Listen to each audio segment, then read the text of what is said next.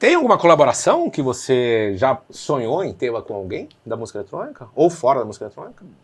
Não sei, não. Eu nunca sonhei muito com isso. Eu sempre fui meio inseguro, assim. Então eu tenho o meu jeito de fazer, assim, né? Claro, eu teria muitas pessoas legais de trabalhar, assim. Mas, não sei, nunca... Como é que a Pontapé chegou no Carl Cox? Pontapé, assim, foi um trabalho árduo, né? Primeiro que, assim, essa época, né, foi 2000 e... A música saiu em 2002. 2002, então, vamos dizer, 2001, né? Eu acho que eu fiz a música no final de 2000.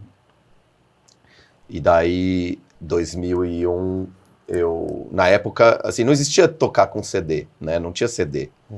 Quer dizer, até tinha, mas não existia isso, né? Então, para você tocar sua música, você tinha que ter o disco, né? E foi bem na época que eu descobri o dubplate, né? Para quem não sabe, dubplate, quando você vai fazer um disco, você corta ele no acetato, né? Para fazer o negativo, né? Que você vai fazer a galvanização, que vai ser o negativo. Esse negativo você põe o plástico dentro e prensa o disco, né? Então, esse acetato, ele não dura muito, né? Ele gasta. Mas, se você cortar ele, né? Gravar o disco ali, botar no toca-disco, dá pra você tocar ele umas 30 vezes, né? Depois ele vai gastando, assim, né? Depois de 30 vezes você toca, já vai estar meio... Você tem ele ainda? Tenho. Tenho todos que eu fiz, assim, e eu fiz um monte, né? E, cara, nessa época era muito, assim, acho que até hoje é caro. Bom, eu, sei lá quantos anos eu tinha, eu era super novo. Você fazia no Brasil? Não, eu fazia em Londres, custava 50 libras cada um. Chegava aqui e tinha... Não, na época o Mark estava indo direto para lá, e o Mark cortava para mim e tal. O Mark, assim, nessa época ele ganhava uma grana já, assim, então... E essa coisa de drum and bass é muito mais forte, né? Ele recebia muita música que só ele tinha, daí ele ia lá e cortava. Eu lembro que eu fazia 2... isso foi o quê? 2001, né? O real ainda era super forte, assim, mas...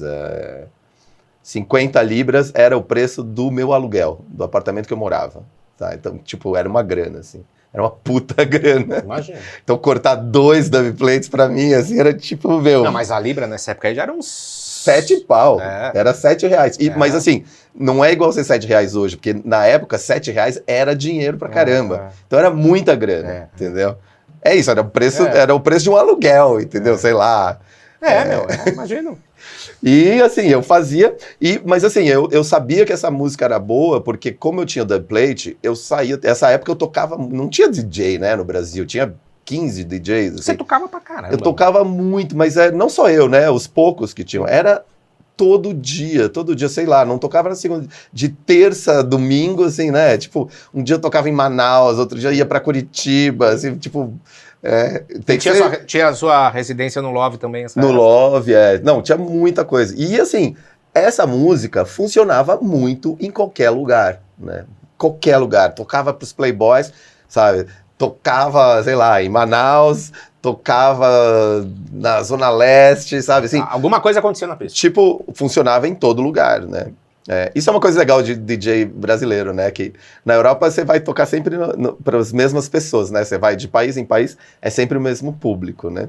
Aqui não, aqui é uma diversidade, assim, né? Muito intensa. Tem assim. vários países no Brasil, né?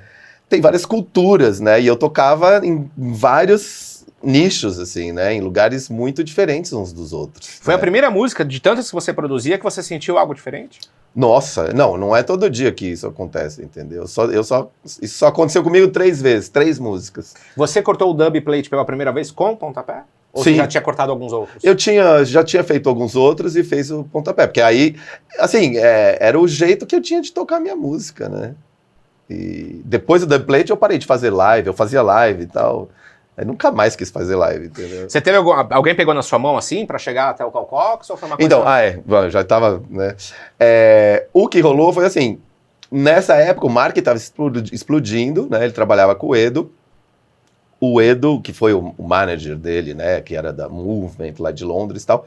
E daí eu também, né? O Edo falou, então vamos trabalhar junto e tal. E o Edo é que né, sabia fazer as coisas, né, porque eu era, né, sei lá, um moleque Genial, aqui no Brasil, genial. assim,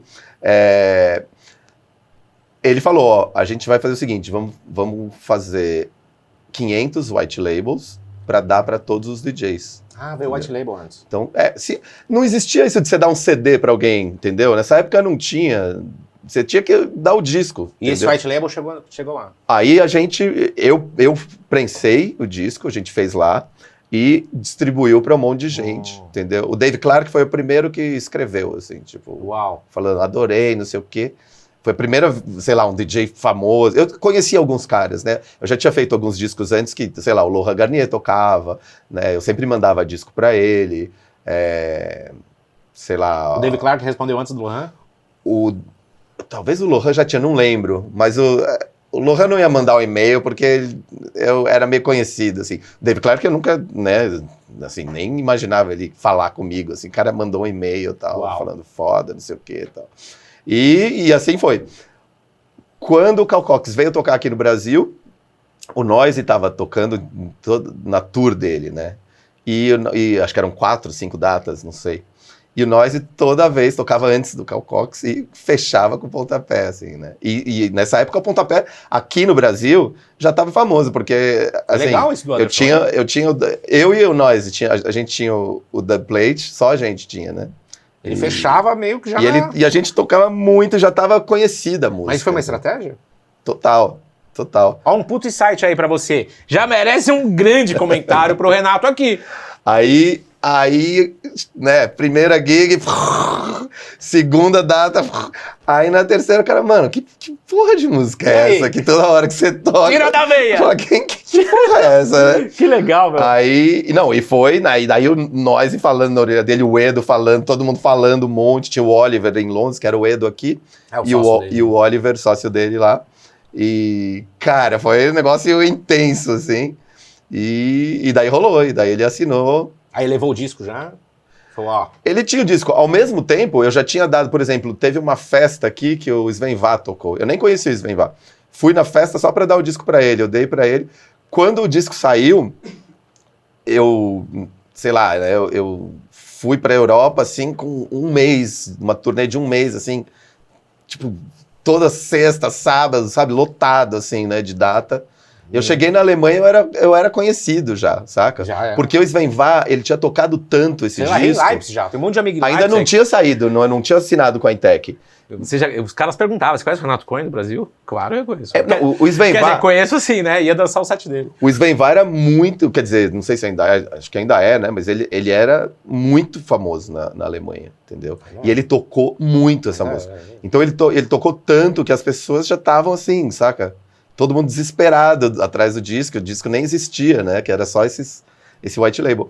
Então, foi assim, né? Aí não tinha Shazam nessa época, era difícil conseguir.